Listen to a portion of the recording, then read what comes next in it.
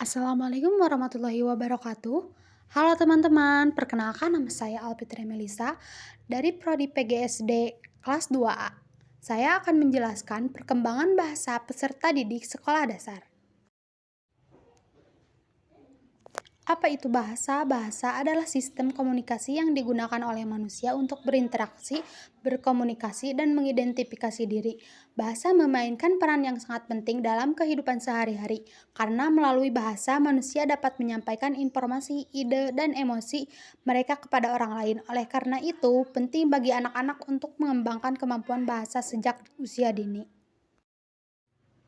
Yang selanjutnya, apa perkembangan bahasa peserta didik?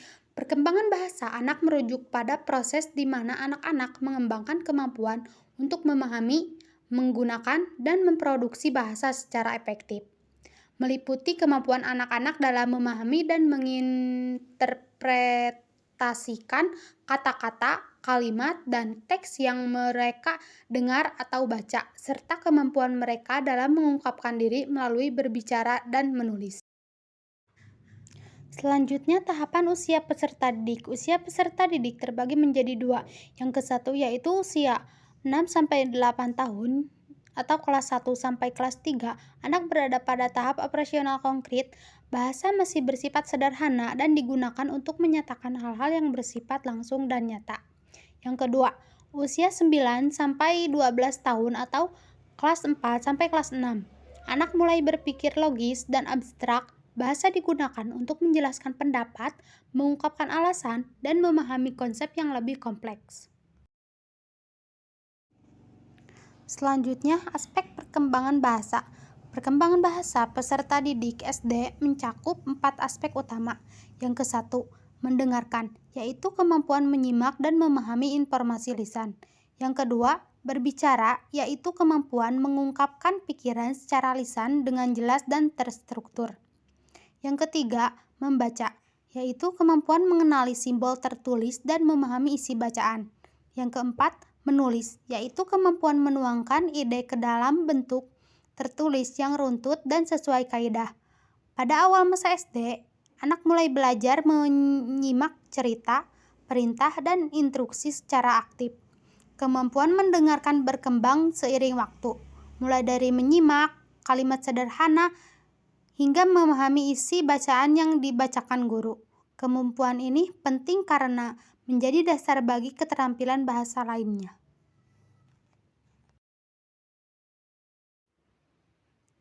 Perkembangan kemampuan mendengarkan. Pada awal masa sekolah dasar, anak mulai belajar menyimak cerita, perintah, dan instruksi secara aktif. Kemampuan mendengarkan berkembang seiring waktu, mulai dari menyimak kalimat sederhana hingga memahami isi bacaan yang dibacakan guru. Kemampuan ini penting karena menjadi dasar bagi keterampilan bahasa lainnya. Perkembangan kemampuan berbicara. Anak usia SD mengalami peningkatan kosakata dan struktur kalimat.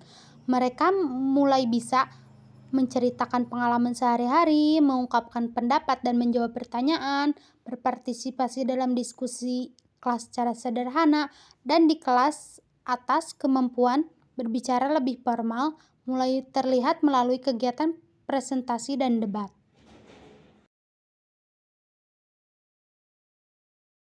Selanjutnya, perkembangan kemampuan membaca. Kemampuan membaca berkembang dari pengenalan huruf menjadi pemahaman isi bacaan. Kelas 1 sampai kelas 2, anak mulai mengenal fonem, membaca kata dan kalimat sederhana. Kelas 3 sampai kelas 4, anak mulai memahami teks naratif dan informatif pendek. Kelas 5 sampai kelas 6, anak membaca dan menganalisis berbagai jenis teks seperti eksplanasi, deskripsi, dan argumentasi. Perkembangan kemampuan menulis.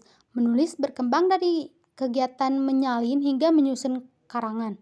Kelas 1 sampai kelas 2, anak belajar menyalin huruf, menulis kata, dan kalimat pendek. Kelas 3 sampai kelas 4, anak mulai menulis paragraf deskriptif dan naratif. Kelas 5 sampai kelas 6, anak menulis karangan, laporan, surat resmi, dan teks eksplanasi dengan struktur yang benar. Selanjutnya, faktor yang mempengaruhi perkembangan bahasa. Beberapa faktor yang mempengaruhi perkembangan bahasa anak antara lain: 1. Lingkungan keluarga, yaitu pola komunikasi dan kebiasaan membaca di rumah. 2. Kualitas pembelajaran, yaitu metode mengajar guru, media belajar, dan suasana kelas. Yang ketiga, teknologi, yaitu akses terhadap bacaan digital, video edukatif, dan aplikasi pembelajaran. Keempat, minat dan motivasi, yaitu ketertarikan anak terhadap kegiatan literasi seperti membaca dan bercerita. Jadi, kesimpulannya yaitu perkembangan bahasa peserta didik SD berlangsung secara bertahap dan melibatkan banyak aspek, yaitu guru, sekolah, dan keluarga harus bekerja sama dalam menciptakan lingkungan yang mendukung anak dalam belajar bahasa. Sekian materi yang saya sampaikan. Mohon maaf bila ada kesalahan. Wassalamualaikum warahmatullahi wabarakatuh.